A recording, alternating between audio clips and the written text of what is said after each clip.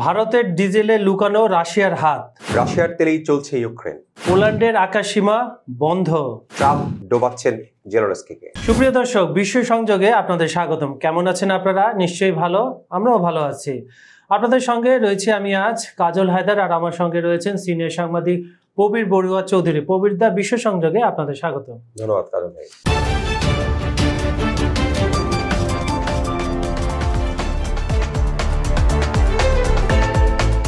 প্রবীর দা, আমাদের অনুষ্ঠানটা দর্শকরা খুব মনোযোগ দিয়ে দেখছেন, তাদের কমেন্টগুলো বড় বড় কমেন্ট আসছে, অনেক কমেন্ট আসছে। এজন্য ধন্যবাদ আপনাদের, আন্তরিকভাবে ধন্যবাদ। কারণ আপনারা আমাদের শো দেখছেন, ভালো মন্দ আপনাদের বলছেন, আমরা পর্যালোচনা হচ্ছে, এই জন্য আমরা আরো এগিয়ে যাওয়ার সাহস পাচ্ছি।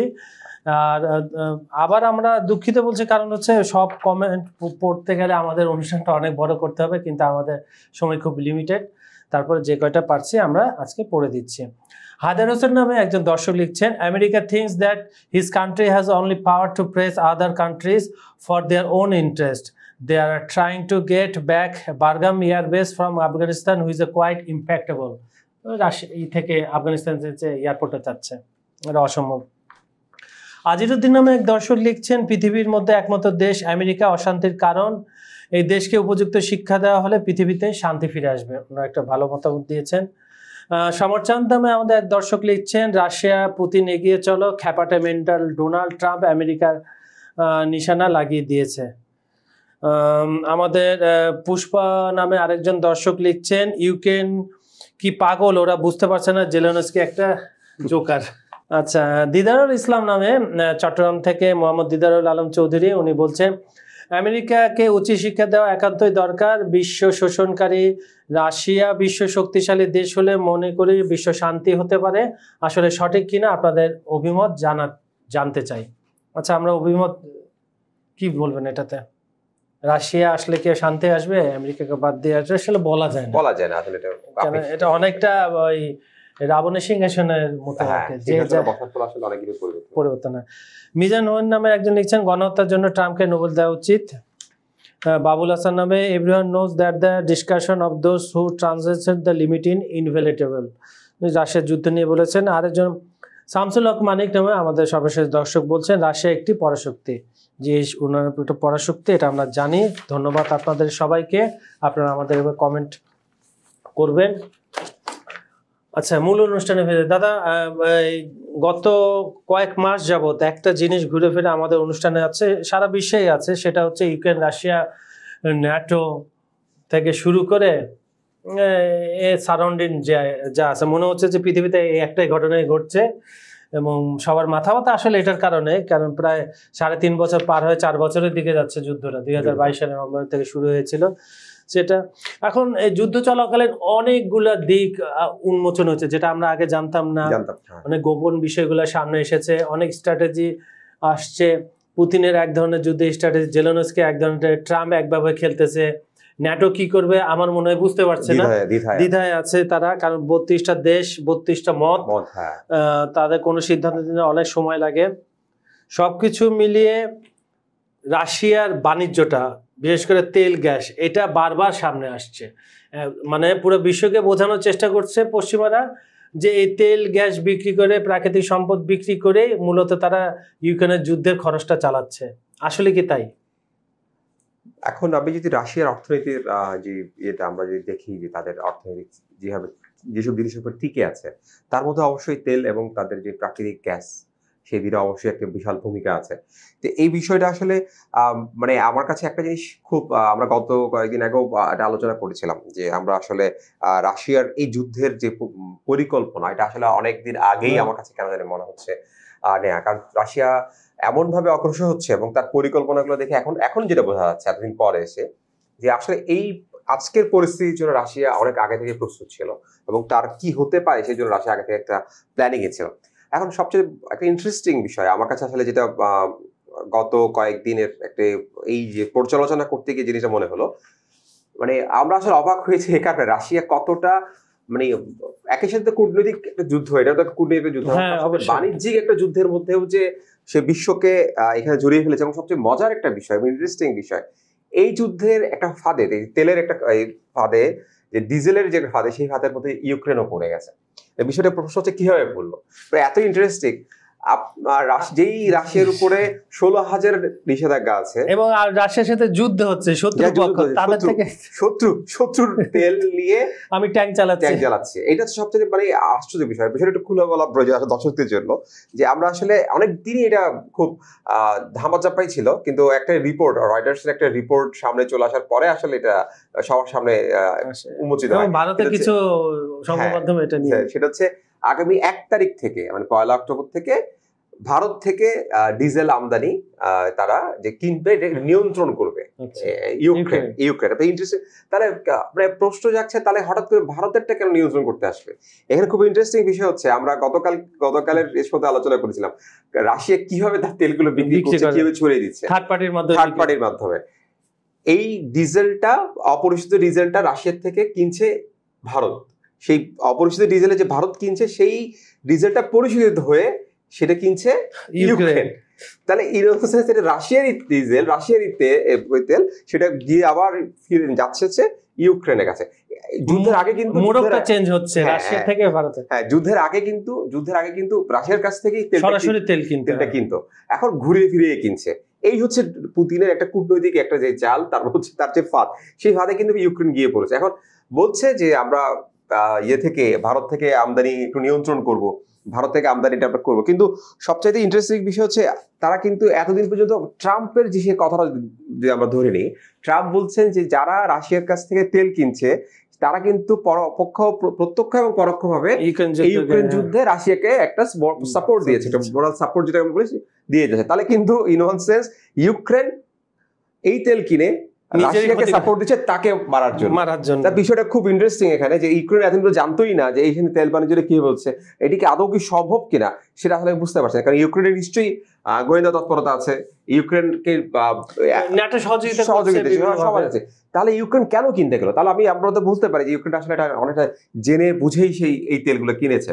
এখন হয়তো বিভিন্ন সমালোচনা চাপে পড়ে বিভিন্ন ধরনের ইয়েতে এসে বলছে যে আগে বেলারুশ আর রাশিয়া থেকে কিনতো, হ্যাঁ আগে বেলারুশ রাশিয়া থেকে কিনতো, তারপর মাঝখানে ইউরোপ থেকে কেনা শুরু করলো, কিন্তু ওটা কমে গেছে। হ্যাঁ, এবং সবচেয়ে বড় এই বিষয় হচ্ছে হ্যাঁ, তার কেনার পিছনে সে যুক্তি দিচ্ছে যে তার এই রাশিয়ার আক্রমণের ফলে যে বড় বড় তেল শোধনাগারগুলো আছে ইউক্রেনে, সেগুলো ধ্বংস হয়ে গেছে।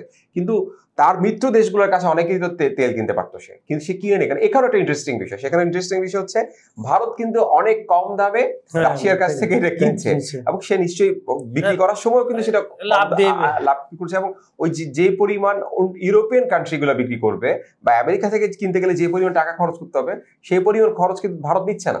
যার কারণে কিন্তু তাকে ওই কম দামের লোভে, কম টাকার লোভে, কম রেটের লোভে ইউক্রেনও তখন ভারত থেকে কিনেছে। এটা খুব ইন্টারেস্টিং। সেই ওই মানে লোভটা সামলাতে পারেনি, কারণ তার তো মিত্র দেশের কাছে ছিল, মিত্র দেশ থেকে নিতে পারতো, ইউএস এর কাছ থেকে নিতে পারতো, সেটা না করে সেই কম রেটের কাছে চলে গেছে। আপনি যদি মানে সবচেয়ে মজার বিষয় হচ্ছে জেরাতনা বিষয় না, আপনি যে কিছু আপনি বলছেন যে কার্ডগুলো নিচ্ছে, কার জন্য নিচ্ছে প্রতিরক্ষা মন্ত্রণালয়, ইউক্রেনের প্রতিরক্ষা মন্ত্রণালয় তার ডিজেলটা নিচ্ছে, তার যে ট্যাঙ্ক চালাচ্ছে, সেই সামরিক যানগুলো চালাচ্ছে, সেই যানগুলো চালাতে জন্য সে রাশিয়ার মানে এক ধরনের মানে আমরা ঘুরিয়ে পেঁচিয়ে যাই বলে কেন, সে রাশিয়ারই তেল, এটা রাশিয়ারই মাটির নিচ থেকে তোলা বা ইয়ে থেকে তোলা সেই তেল দিয়ে আবার সেই তাকে পেট্রোনাইজ করছে যে আমাকেই মার। এটা খুব ইন্টারেস্টিং বিষয় লাগলো আমার কাছে। আচ্ছা, আরেকটি বিষয় রাশিয়া সংঘর্ষ, সেটা হচ্ছে আমরা জানি যে এই মাসের শুরুর দিকে পোল্যান্ডে 17 থেকে 18টা রাশিয়ান ড্রোন গিয়েছিল, কিন্তু তারা কোনো আক্রমণ করেনি।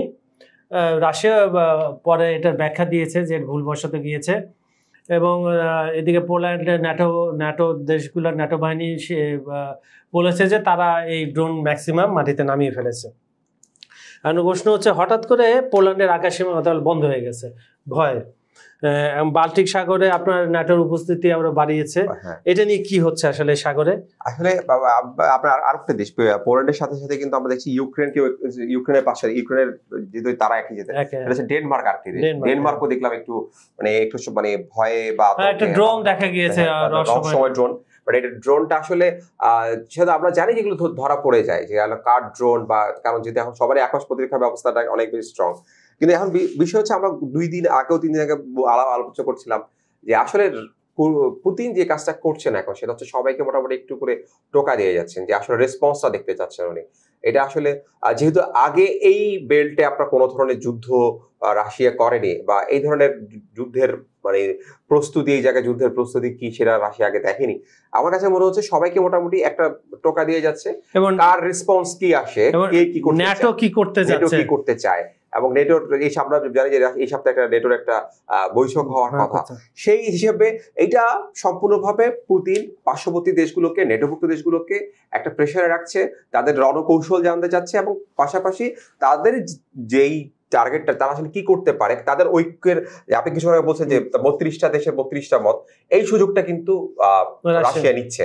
এই বিষয়টা এখন কিন্তু যেহেতু প্রত্যেকটা দেশেরই ন্যাটোভুক্ত দেশ, কিন্তু প্রত্যেকটা দেশের নিজস্ব পরিকল্পনা থাকছে, নিজের নিরাপত্তা থাকছে, তাদের মতামত আছে নিশ্চয়ই নিজেদের।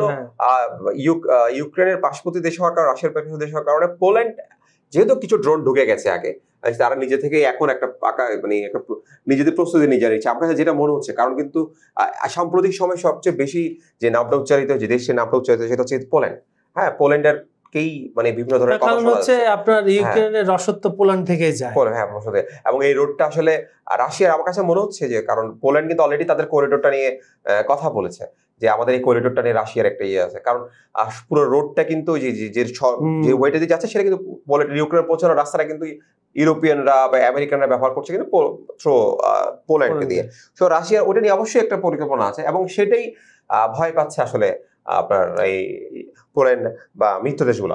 আপনাকে আমি একটা বায়বীয় প্রশ্ন করি, সেটা হচ্ছে হাইপোথেটিক্যাল, সেটা হচ্ছে আপনি বললেন আমরা জানি যে সামনের সপ্তাহে ন্যাটোর একটা উচ্চ পর্যায়ে বৈঠক রয়েছে, এই বৈঠক থেকে কি সিদ্ধান্ত আসতে পারে?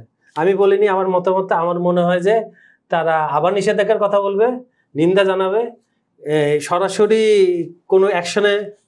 আমার কাছে যেটা মনে হচ্ছে, যেহেতু আমরা জানি যে প্রায় 30 লক্ষ একটা হিসাব, 30 লক্ষ সোলজার আছে আপনার, 30 লক্ষ সোলজার আছে আপনার এই নেটোতে। খুব কম না, মানে প্রচুর একটা সোলজার বলাই যেতে পারে, কিন্তু আসলে নেটোর, আমার কাছে যেটা মনে হচ্ছে, নেটো ঠিক এই অবস্থায় আরেকটু দেখতে চাইবে, পরিস্থিতি আরেকটু দেখতে চাইবে, এখনই যুদ্ধে জড়াতে চাইবে না। কারণ এই যুদ্ধ যদি কোনো কারণে নেটো জড়ে যায়, আমি বলবো আমরা যে আশঙ্কাটা ছিল তৃতীয় বিশ্বযুদ্ধের, সেই আশঙ্কাটাই আসলে বাস্তব হয়। এই মুহূর্তে আসলে আমার আরেকটু সময় চাইবে, এবং আমার কাছে মনে হচ্ছে দুই পক্ষই আসলে একটা যুদ্ধের মধ্যে আছে, কিন্তু আবার চূড়ান্ত যুদ্ধে যাওয়ার আগে দুপক্ষই আসলে নানাভাবে চিন্তা করবে, আমার কাছে যেটা মনে হচ্ছে। আপনার কাছে মনে হয় না যে ট্রাম্প বারবার ন্যাটোকে পুশ করছে?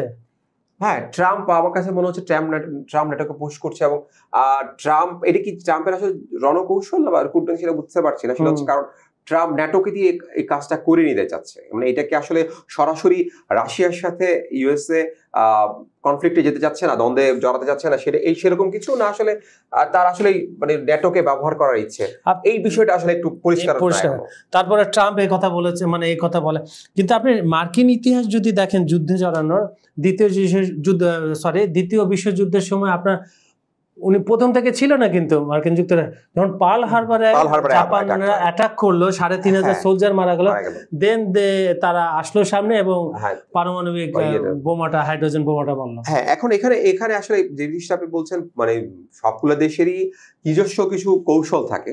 সেক্ষেত্রে যেহেতু দেশটি রাশিয়া, সেটা দেশটি যদি দেখুন, আপনি কিন্তু ইরানকে অলরেডি যে কোনো উপায়ে মার্কিন বিমান গিয়ে হামলা চালিয়ে চলে এসছে, কিন্তু ঠিক একইভাবে কিন্তু এই ক্ষেত্রে রাশিয়ার সাথে সেটা চিন্তা করছে না আমেরিকা, এবং চিন্তা না করাটাই স্বাভাবিক, কারণ এখানে রাশিয়ার অবস্থান, রাশিয়ার শক্তিমত্তা সেটা ইরানের চাইতে অনেক বেশি, এবং অনেকগুলো কারণে রাশিয়াকে আমরা এখানে বর্তমানে ইউএস এর একমাত্র প্রতিদ্বন্দ্বী হিসেবে আমরা দেখতে পাচ্ছি।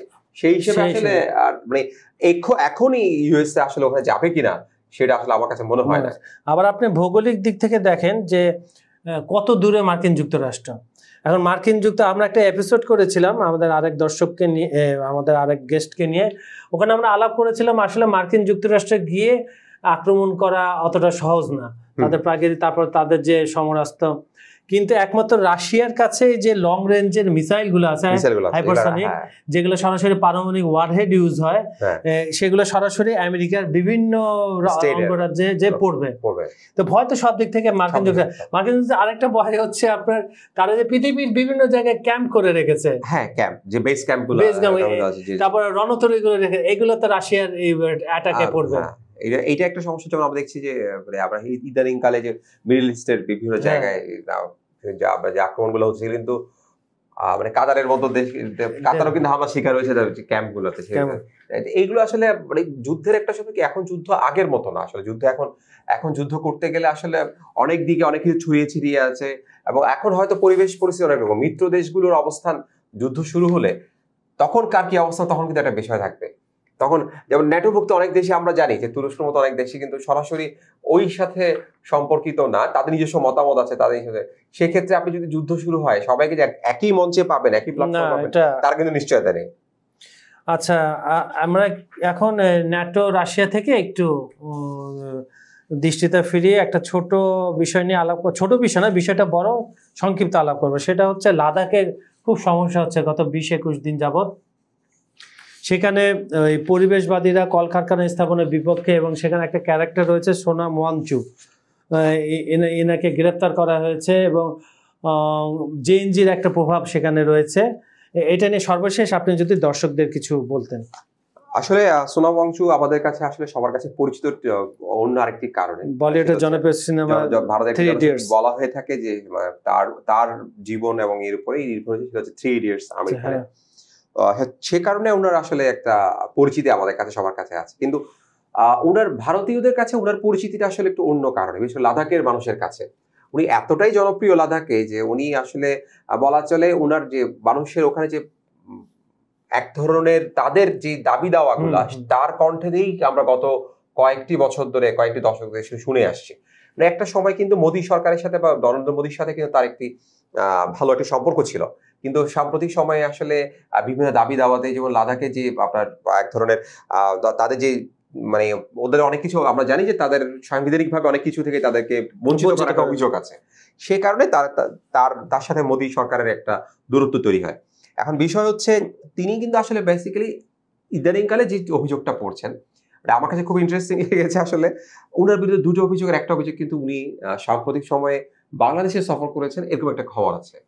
আমরা যেটা ভারতের গণমাধ্যমগুলো বলছে, দাবি করছে, এটার আসলে কোনো ধরনের প্রমাণ এখনো তারা ভারতীয় গণমাধ্যম বা ভারতীয় পুলিশ বলেছে, লাদাখে যে পুলিশ ইয়েছেন উনি বলেছেন যে এটা আসলে বাংলাদেশের সফর, কিন্তু ওইটা কোনো প্রমাণ। কিন্তু উনি পাকিস্তান গেছেন, এই ধরনের তাদের একটা বিতর্ক আছে। বিতর্ক থাকলেও আমি কালকে রাতে একটু সার্চ করছিলাম, দেখলাম উনি আসলে ডনের একটি পরিবেশ সম্মেলনে উনি পাকিস্তান যাবেন। উনি নিজে একটি ওনার যে সামাজিক যোগাযোগ মাধ্যমে উনি পোস্টটা করেছেন।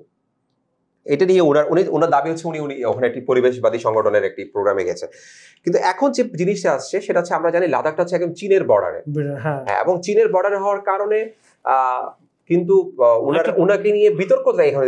ওনার যে দাবি দেওয়া, এক পক্ষ দাবি করছে যারা আসলে ভারতের বর্তমান সরকারে আছেন, যারা বিজেপি এবং তাদের সমর্থিত সাংবাদিক বা গণমাধ্যম কর্মী বা বুদ্ধিজীবী, তারা দাবি করছেন যে চীনের সাথে তার একটা বন্ধুত্বপূর্ণ সম্পর্ক, তার কারণেই এই জিনিসটা আসলে উনি এটা করছেন। আবার যারা সোনাম ওয়াংচুর যারা অনুসারী বা এই আন্দোলনের সাথে যারা আছেন, তারা বলছেন সোনাম ওয়াংচুই বরঞ্চ চীন যেন কোনোভাবে এই লাদাখে ঢুকতে না পারে বা দখল নিতে না পারে বা অনুপ্রবেশ করতে না পারে, সেই জন্য সোনাম ওয়াংচু একটা ভূমিকা রেখে যাচ্ছে। এখানে একটা বিষয় ইন্টারেস্টিং, আমরা কিন্তু সোনাম ওয়াংচুর উনি কিন্তু বিজ্ঞানী, আমরা 3 ইডিয়টস দেখেছি, উনি কিন্তু বিজ্ঞানী, এবং ওনার সবচাইতে মানে ওনাদের সোনাম ওয়াংচুর অনুসারীদের একটা বক্তব্য যেটা যে ওনার মানে উনি যে কয়েকটি আবিষ্কার আছে, তার মধ্যে সবচেয়ে মানে ইন্টারেস্টিং একটা আবিষ্কার সেটা হচ্ছে, আমরা জানি বরফ ওই লাদাখে কিন্তু খুব বেশি পরিমাণ বরফ এরিয়া, হ্যাঁ, যখন বরফ পড়ে তখন ওখানকার জন্য উনি একটি সোলার তাবু তৈরি করেছেন শুধুমাত্র ভারতীয় আর্মির জন্য। যে ভারতীয় আর্মি সেই ওটার ভিতরে যখন খুব বেশি আপনার বরফ স্নোফল হয় তখন কিন্তু ওটার ভিতরে থাকে। এবং আরেকটা বিষয় হচ্ছে ইন্টারেস্টিং, শুনি ওখানে কিন্তু আমরা জানি যে পানির একটা প্রচন্ড সমস্যা। এই পানির প্রচন্ড সমস্যা থাকার কারণে উনি কিন্তু একটা বরফ স্টক করার জন্য উনি আরেকটি আবিষ্কার আছে, সেই আবিষ্কার কিন্তু সেটাও কিন্তু বেনিফিটেড হয় ইন্ডিয়ান আর্মি।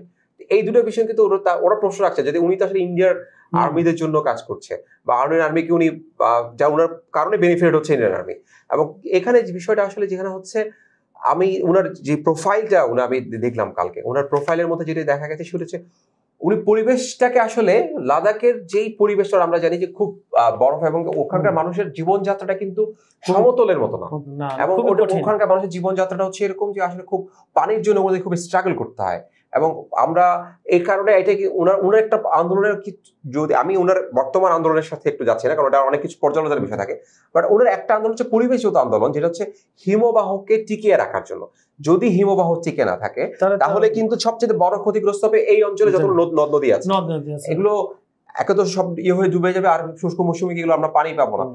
ওনার একটা আন্দোলনের পার্ট কিন্তু এটা, সুতরাং এটার সাথে কিন্তু আমরাও এই অঞ্চলের লোক যারা আছে, আমরা উপমথের যারা লোক, আমরা যারা আছি, এটার সাথে সম্পর্কিত। আর 2 নম্বর বিষয় হচ্ছে উনি যে কলকারখানা, একটা কথা উঠছে দেখলাম যে ভারতীয় গণমাধ্যমগুলোতে বলছে যে উনি ওখানে যে ইনজাস্টিস এস্টাবলিশ করার জন্য একটা চলছে, তোড়জোড় চলছে, সেটার বিপক্ষে উনি। ওনার যুক্তি হচ্ছে প্রতিদিন আগে যেখানে ধরেন মাসে 5,000 ঢুকতো পর্যটক, সেখানে এখন দেখা যাচ্ছে দিনে আপনার 5 থেকে 10-15 জন ঢুকছে। এবং এই যে ডিজেল ঢুকছে, ডিজেলের পোড়া ডিজেল, এই যে এখনই ডিজেলের জন্য হিমবাহগুলোর মধ্যে আপনার বরফ কালো হয়ে যাচ্ছে, এইটা কিন্তু যখন আপনি কোনো কলকারখানা স্থাপন করবেন তখন আরো বেশি কালো হবে, এবং এটা পরিবেশের জন্য মারাত্মক ক্ষতি। তো উনি বলছেন যে এখনই, এবং শুধু এটা উনি বলছেন ঠিক সবকিছুর মধ্যে একটা সিস্টেম আছে, সিস্টেমের মধ্যে আসেন। এই বিষয়টা আমার কাছে ওনার মানে ইয়ে লাগছে। কিন্তু এখন বিষয়টা হচ্ছে ওনাকে গ্রেফতার করার পরে সবচেয়ে বেশি যেটা সমস্যা হচ্ছে, উনি কিন্তু স্থানীয়ভাবে প্রচন্ড আপনার জনপ্রিয় সবার কাছে। এই জনপ্রিয়তার কারণে এখন কিন্তু ওখানে একটা মতবিরোধ তৈরি হয়েছে স্থানীয়দের মধ্যে, এবং বেশিরভাগ স্থানে কিন্তু ওনার পক্ষে। এবং ইন্ডিয়ান মিডিয়াতে যেটা দেখলাম, একটা পক্ষ বলছে যে আসলে এই তাকে গ্রেফতার করার বিষয়টা আসলে কতটা মানে ভালো সিদ্ধান্ত হলো, এবং এটা নিয়ে আসলে মোদী সরকার পারবে কিনা এই সব অসন্তোষটাকে কন্ট্রোল করতে, এটা এখন সময় সাপেক্ষ, সবাই বলে দেবে। তবে একটা বিষয় তাকে আমি যেটা দেখলাম সেটা হচ্ছে সোনাম ওয়াংচুক আসলে এতদিন পর্যন্ত সবার কাছে এক ধরনের জনপ্রিয় ছিল। এই আন্দোলনটা শুরু হওয়ার পর উনি আসলে ভারতের কেন্দ্রীয় রাজনীতি এবং রাজ্যভিত্তিক রাজনীতি, এই দুটোর মধ্যে যে একটা ইয়েছে, এইখানে এসে একটা ফাটল তৈরি হয়ে গেছে। আচ্ছা, ধন্যবাদ আপনাকে দাদা, সুন্দর আলাপ আলোচনা। লাদাখের অনেক বিষয় নিয়ে আমরা জানতাম না, সেটা সামনে এসেছে। পরিবেশগত যেহেতু দিক, আমাদের দেশও এটার সাথে জড়িত, তা আমাদের সমর্থন থাকবে সোনাম ওয়াংচুকের সাথে পরিবেশগত দিক থেকে উনি যে আন্দোলন করছেন সেটার পক্ষে। সুপ্রিয় দর্শক, আজকের অনুষ্ঠানটা কেমন হয়েছে আমাদেরকে কমেন্টে জানাবেন। আমাদের এখানে আপনারা যদি কিছু জানতে চান অবশ্যই কমেন্ট বক্সে ইনবক্স করবেন, কমেন্ট ইনবক্স করবেন। আর আমাদের ভিডিওগুলো লাইক, কমেন্ট ও শেয়ার করবেন। আজ এখানে বিদায় নিচ্ছি, সবাই ভালো থাকবেন, সুস্থ থাকবেন। ধন্যবাদ সবাইকে।